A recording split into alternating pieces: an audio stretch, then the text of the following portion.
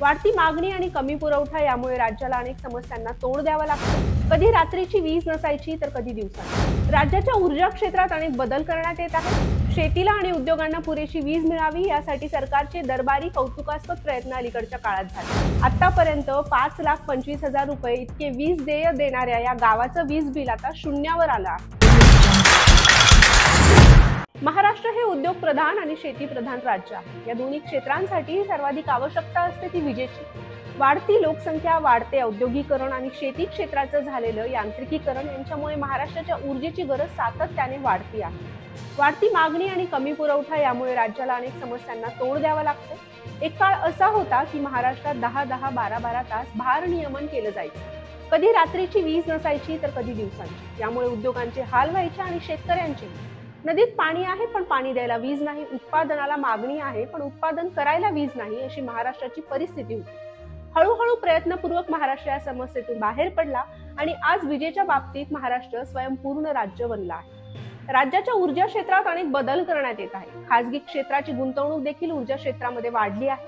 राज्याच्या ऊर्जेची गरज भागवण्यासाठी सरकार तसेच प्रशासकीय पातळीवर वेगवेगळ्या पर्यायांचा अवलंब करण्यात येत आहे।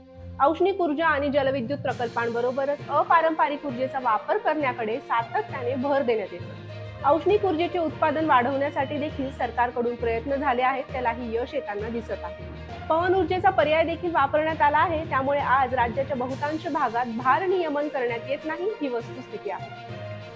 शेतीला आणि उद्योगांना पुरेशी वीज मिळावी यासाठी सरकारचे दरबारी कौतुकास्पद प्रयत्न अलीकडच्या काळात झाले। अर्थसंकल्पीय अधिवेशनात राज्यातील 7 अश्वशक्तीपर्यंत क्षमता असलेल्या कृषी पंपाचे वीज बिल माफ करण्याचा निर्णय घेण्यात आला। सुमारे 44 लाख शेतकऱ्यांना याचा फायदा होणार आहे। या पंपांची मागील थकबाकी देखील वसूल केली जाणार नाही, असे ऊर्जा मंत्री तथा राज्याचे उपमुख्यमंत्री देवेंद्र फडणवीस यांनी अर्थसंकल्पीय अधिवेशनात बोलताना स्पष्ट केले। राज्यातील शेतकऱ्यांना ही एक मोठी भेट आहे।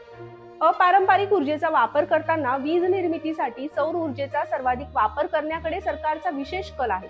त्यामुळे केंद्र सरकारनेही सूर्यघर ही योजना अंमलात आणून घरगुती वीज वापरासाठी ग्राहकांना प्रोत्साहित केले।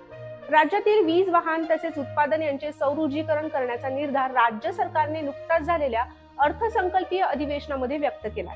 त्या दृष्टीने वाटचाल देखील सुरू झाली असून अनेक ठिकाणी या प्रयत्नांना यश आल्याचं दिसून येतं।